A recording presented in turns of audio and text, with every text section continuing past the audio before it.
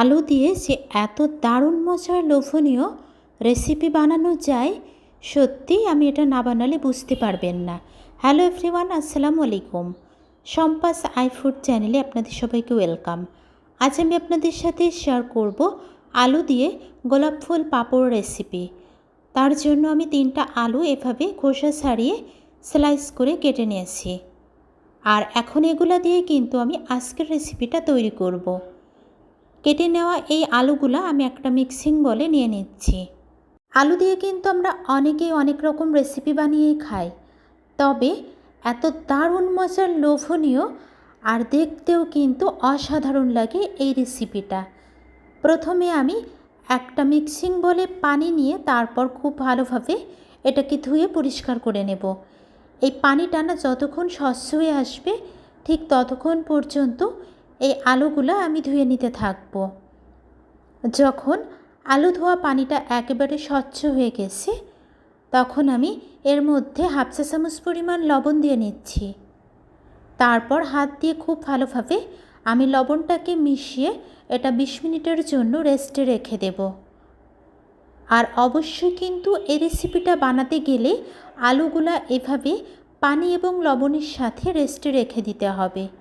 ফিরে আসবো 20 মিনিট পর, ততক্ষণ সাথেই থাকুন। ফিরে এসেছি 20 মিনিট পর। এখন দেখিয়ে দিচ্ছি যে স্লাইস করে নেওয়া আলুগুলা কতটা নরম হয়ে গেছে। এবার আমি আলুগুলা পানি থেকে ছেঁকে একটা প্লেটে উঠিয়ে নেব। যারা যারা আমার ভিডিওটা দেখতেছেন কিন্তু এখনও লাইক দেন নাই, আমার ভিডিওর কোনো অংশ যদি ভালো লেগে যায় অবশ্যই একটা লাইক দিয়ে দেবেন, কারণ আপনাদের একটা লাইক আমার এই ভিডিওটা শেয়ারের জন্য কাজ করবে। যারা যারা চ্যানেলটি সাবস্ক্রাইব করেছেন সবাইকে অসংখ্য অসংখ্য ধন্যবাদ। যারা এখনও সাবস্ক্রাইব করেন নাই প্লিজ সাবস্ক্রাইব করে আমার পাশেই থেকে যেতে পারেন। আলুগুলো আমি পানি থেকে ছেঁকে একটা প্লেটে উঠিয়ে নিচ্ছি। আর অবশ্যই কিন্তু রেসিপিটা বানাতে গেলে পানি থেকে আলুটা ছেঁকে নিতে হবে। এখন এই আলুর মধ্যে আমি একে একে সবগুলো উপকরণ অ্যাড করতে থাকবো। এখানে নিয়েছি কর্নফ্লাওয়ার। এই কর্নফ্লাওয়ার থেকে আমি 2 টেবিল চামচ পরিমাণ কর্নফ্লাওয়ার অ্যাড করব। এই কর্নফ্লাওয়ারটা অ্যাড করার কারণে কিন্তু রেসিপিটা অনেক বেশি মুচমুচে হবে। এখানে যদি আমি কর্নফ্লাওয়ার না দিয়ে অন্য যে কোনো ধরনের আটা বা ময়দা ইউজ করতাম তাহলে কিন্তু এই রেসিপিটা এত বেশি ক্রিস্পি হতো না। দিয়ে নিচ্ছি স্বাদ মতো লবণ, হাফ চা চামচ পরিমাণ মরিচের গুঁড়া, হাফ চা চামচ পরিমাণ হলুদ গুঁড়া।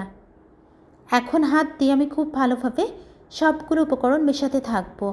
আর যাদের মরিচে হাত দিলে হাত জ্বলে তারা কিন্তু অবশ্যই এটা একটা চামচ দিয়ে মিশিয়ে নেবেন। আর এভাবে করে মিশিয়ে নিলেই কিন্তু রেসিপিটা একেবারে পারফেক্ট হবে। এখানে নিয়েছি আমি টুথপিক।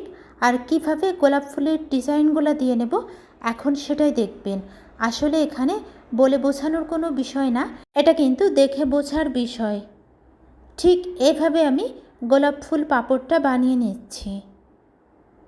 এবার আমি একটা টুথপিক এক সাইড দিয়ে এভাবে দিয়ে নিলাম, অন্য সাইড দিয়ে আমি আরেকটা টুথপিক দিয়ে নিচ্ছি। দেখতে পাচ্ছেন তৈরি হয়ে গেছে গোলাপ ফুল পাঁপড়টা। সেম প্রসেসিংয়ে কিন্তু আমি সবগুলা গোলাপ ফুল পাঁপড় বানাতে থাকবো। আর এই গোলাপ ফুল পাঁপড়গুলা দেখতে কিন্তু অনেক বেশি লোভনীয় দেখায়। দেখলেই কিন্তু মনে হবে যে আসলে আলু দিয়ে এটা কিভাবে বানাইছে, দেখেই কিন্তু আপনার খাওয়ার ইচ্ছে জেগে যাবে। সেমভাবে আমি আরেকটা টুথপিক দিয়ে এভাবে করে এটাকে গোলাপ ফুল বানিয়ে নিলাম। আর কতটা সুন্দর দেখাচ্ছে সেটা কিন্তু বোঝাই যাচ্ছে। সবগুলা গোলাপ ফুল পাঁপড় আমি বানিয়ে নিয়েছি। আর দেখে কিন্তু মনে হচ্ছে একেবারে ইয়েলো গোলাপ ফুল। এবার আমি কিভাবে এটাকে ফ্রাই করব সেটাই দেখবেন। শেষ পর্যন্ত ভিডিওটার সাথেই থাকলে কিন্তু পুরো টিপস অ্যান্ড ট্রিক্স সহ আপনি রেসিপিটা দেখতে পারবেন। কোনো অংশ যদি আপনি স্কিপ করেন তাহলে কিন্তু পারফেক্টভাবে এই রেসিপিটা বানাতে পারবেন না। গরম ফ্রাই প্যানে দিয়ে নিচ্ছি পর্যাপ্ত পরিমাণে সয়াবিন তেল। আর তেলটা যখন গরম হয়ে এসেছে তখন আমি এভাবে করে সবগুলা গোলাপ ফুল পাঁপড় দিতে থাকবো। এই রেসিপিটা কিন্তু আমি আগে কখনোই বানাইনি, ফার্স্ট টাইম আমি এটা ট্রাই করেছি। আর ফার্স্ট টাইম এটা ট্রাই করার পরেই যে এতটা লোভনীয় আর টেস্টি হবে সত্যি বুঝতে পারছিলাম না। এখন আমি উল্টিয়ে পাল্টিয়ে এই রেসিপিগুলোকে ফ্রাই করে নেব। আর এটাকে একটু বেশি ফ্রাই করতে হবে, তাহলে অনেক বেশি ক্রিস্পি হবে। যেহেতু এটা আলু দিয়ে বানাচ্ছি, আলুটা যাতে পুরোপুরি ফ্রাই হয়ে যায় সেই পর্যন্তই কিন্তু আমাদেরকে অপেক্ষা করতে হবে। আপনারা যদি একবারে রেসিপিটা বাসাতে বানান, বাসার বাচ্চা থেকে শুরু করে বড়রা পর্যন্ত কিন্তু বারবার আপনাকে রিকোয়েস্ট করবে এই গোলাপ ফুল পাঁপড়টা বানানোর জন্য। আর এগুলাকে আমি কিভাবে ফ্রাই করলাম দেখেই কিন্তু বুঝতে পারতেছেন। একেবারে লাইট ব্রাউন কালার করে আমি ভেজে নিলাম। আর এই গোলাপ ফুল পাঁপড়গুলা ভেজে নেওয়ার পর কিন্তু অবশ্যই এই টুথপিকগুলা ছাড়িয়ে তারপর এটা খেতে হবে। এখন ছাঁকুনির সাহায্যে ছেঁকে আমি একটা সার্ভিং প্লেটে উঠিয়ে নিচ্ছি। সার্ভিং প্লেটে উঠিয়ে কিন্তু আমি টুথপিকগুলা ছাড়িয়ে নিয়েছি। আর দেখতে পারতেছেন যে কতটা লোভনীয় দেখাচ্ছে। আপনাদের কাছে কেমন লেগেছে আমার আজকের রেসিপিটা অবশ্যই কমেন্ট বক্সে জানাবেন। যারা এতক্ষণ পর্যন্ত রেসিপিটার সাথেই ছিলেন সবাইকে অসংখ্য ধন্যবাদ ধৈর্য সহকারে আমার রেসিপিটা দেখার জন্য। সবাই ভালো থাকবেন, সুস্থ থাকবেন। ফিরে আসবো ইনশাল্লাহ বড় নেক্সট কোনো রেসিপি নিয়ে। আসসালামু আলাইকুম, আল্লাহ হাফিজ। Thanks for watching.